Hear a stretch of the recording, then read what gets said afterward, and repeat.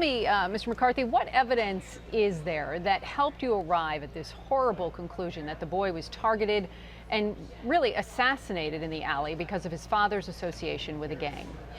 Well, I'm not going to reveal too much on that, unfortunately, Randy. I apologize. Obviously, we're looking to protect people. We do have some witnesses who have kind of put together a timeline for us on that.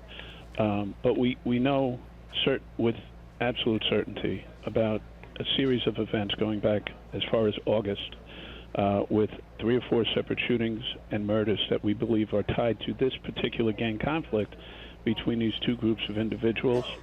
And unfortunately, Tyshawn's father is intimately involved in some of that. And putting together what we've got from witnesses, some of the evidence at the scene, we're tying those incidents all together at this point. And it's not 1,000%, but we're relatively certain that this is what happened. And from what I understand, the boy's father, who you just mentioned, hasn't been cooperating. In fact, he's even accused the police of being more interested in his alleged gang activity than solving this crime. How do you want to respond to that? Well, look, as I said yesterday at the press conference, I can't even tell you what he said to us when we tried to interview him on 2 separate occasions. And I can also tell you that because of the amount of attention that this has drawn, he scheduled a meeting with us at 7 a.m. this morning and didn't show up again. So, I mean, look, it is what it is. I don't even have to make a case here. What about the suspects? Are you any closer to figuring out who did this? We believe we know what happened. We believe we know who was involved. The point is proving it legally at this point.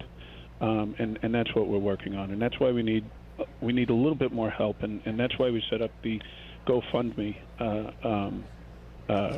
donations yesterday. And actually, here's a scoop for you all. The number is up to $51,000 as far as reward money for tips leading to solving and prosecuting this particular crime. That is good news, but let me ask you, because, in a lot of cases like these, people are afraid to come forward and give information.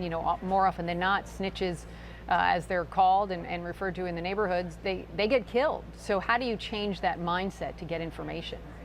Well, there is a good reason to be fearful in this case, quite frankly, and I absolutely understand it. But, at the end of the day, good people will stand up. And I got to tell you something.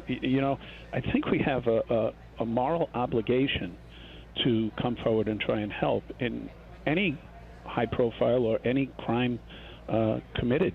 But at the end of the day, this one goes to a separate level, and it's actually a little bit disturbing that we have to make sure that we get as much money out there as we can to encourage people to come forward. I mean, how about just doing the right thing?